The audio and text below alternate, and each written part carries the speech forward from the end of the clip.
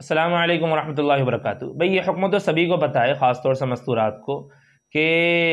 جب ان کے پیریڈ جاری ہوتے ہیں، ان کا مہینہ چل رہا ہوتا ہے، تو اس وقت میں وہ روزے نہیں رکھ سکتی، ٹھیک۔ لیکن اب سوال یہ پیدا ہوتا ہے کئی مستورات کی طرف سے آ بھی رہا تھا کہ اگر روزے کے دوران ہی پیریڈ چالو ہو جائے تو پھر اس وقت میں کیا کریں؟ تو یہ سمجھنے والی بات ہے۔ تین طرح کی حالتیں ہوں گی اس میں، تین طرح کی۔ پہلی تو یہ ہے کہ بھئی آپ پہلے ہی سے پیریڈ میں چل رہی تھیں۔ دوسرا یہ کہ پہلے سے پیریڈ میں نہیں تھی لیکن آپ کا روزہ تھا اور روزے کے درمیان میں ہی پیریڈ چالو ہو گئے، دوسرا۔ اور تیسری صورت یہ ہے کہ آپ کے پیریڈ چل رہے تھے اور آپ رمضان میں درمیانے دن میں، مثال کے طور پر 12-1 بجے جو ہے آپ صحیح ہو گئیں، تو یہ تین حالتیں ہو گئیں۔ ان تینوں حالتوں کا حکم کیا ہے؟ ایک کا تو آپ کو پتہ ہے کہ اگر شروع ہی سے پیریڈ چل رہے ہوں تو اس وقت میں روزہ رکھنا بالکل منع ہے، حرام ہے، اور بعد میں رمضان کی بعد جو ہے اس کی قضا کی جائے گی۔ نمازیں تو بالکل معاف ہیں، اس کی تو قضا بھی نہیں کرنا آپ کو، لیکن روزے جو ہیں وہ رمضان کے بعد قضا کیے جائیں گے، اب روزے معاف ہو گئے، پہلی صورت۔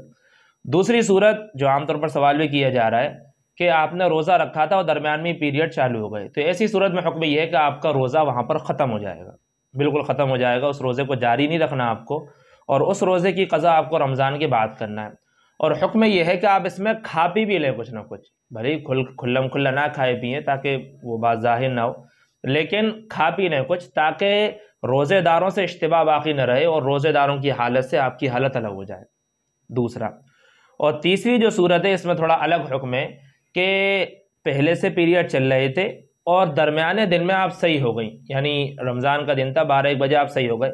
تو ایسی صورت میں حکم یہ ہے کہ بھئی روزہ تو اب آپ کا گیا ہے نہیں، اب حکم یہ ہے کہ آپ یہاں سے کھائیں گے پیئیں گے نہیں۔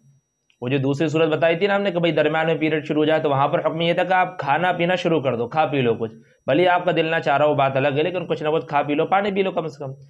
اور تیسری صورت جو ہے اس میں بالکل شکل الگ ہے، اس میں جو ہے آپ کو بالکل بھوکا پیاسا رہنا، جس طریقے سے عام طور پر